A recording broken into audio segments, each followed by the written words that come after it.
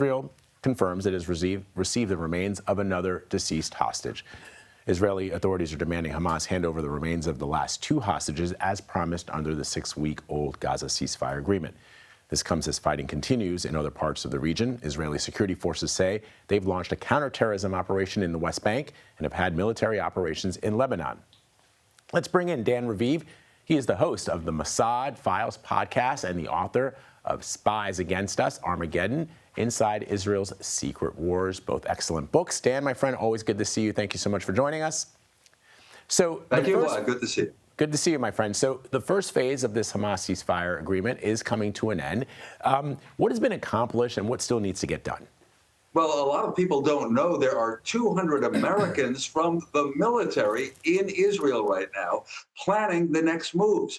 They're already trying to coordinate aid going in to help Palestinians. And recently there's been terrible rain in Gaza and people are suffering again, living in tents, not enough tents, not enough food still, according to aid workers, a lot of them from United Nations agencies. So this is being coordinated by the U.S. and other allies. So the next steps include helping the people. But from an Israeli point of view, the official point of view, they also have to keep wiping out Hamas. Almost every day, so between, I'd say, 1 and 5 Hamas fighters are being killed. According to the Israeli military, they're coming out of tunnels. They're trying to attack the Israelis. So in a sense, the war isn't quite over. And Israelis and other people in the region are wondering, what's next? Who is going to pay for rebuilding Gaza? What will some interim government be? Will countries like Qatar and the United Arab Emirates actually spend money to get involved? A lot of question marks. At least all the live hostages are out.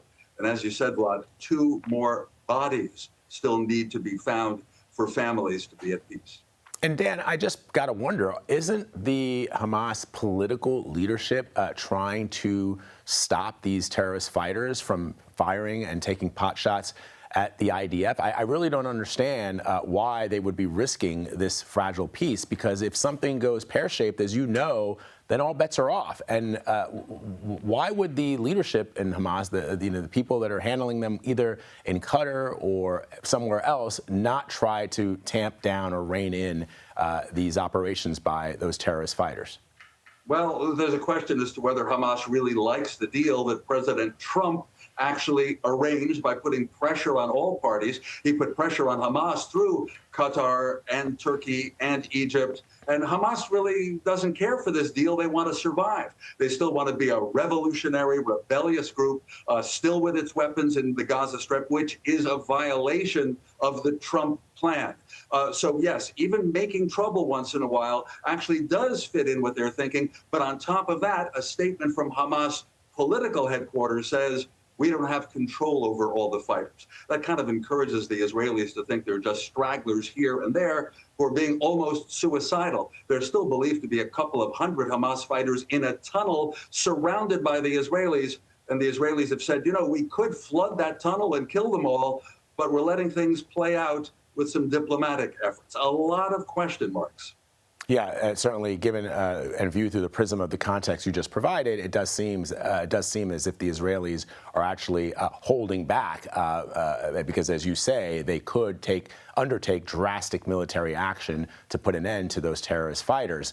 Let's talk about what's been going on in the West Bank, which, as you know, has been a powder keg for many years. I covered the region a decade ago, and there is still a lot of tension there. What are you hearing about a possible endgame in that part of the region? Well, I would say that a big part of the story is that Jewish settlers who live in settlements in the West Bank, they're concerned that there could be pressure from the outside world for Israel to give up territory. So the settlers are reacting by attacking Arab villages, Arab farmers. Palestinians say they're suffering with the IDF, the Israeli army, not defending Palestinian residents of the West Bank, which Israel captured in 1967 from Jordan. On the other hand, you know, the Israelis say that they suffered some terrorist attacks in the West Bank because there are Hamas cells there too. Again, a huge question mark, because the official leadership in the West Bank, you know, is President Abbas, about 90 years old. I don't know what the future will be like. Yeah, I mean, at this point, he seems ineffective. We've talked at length about the corruption inherent in the Palestinian Authority, and as you say, the suffering continues. Dan Raviv, always good to have your perspective, my friend. Thank you very much. Appreciate you. Happy holiday. You too.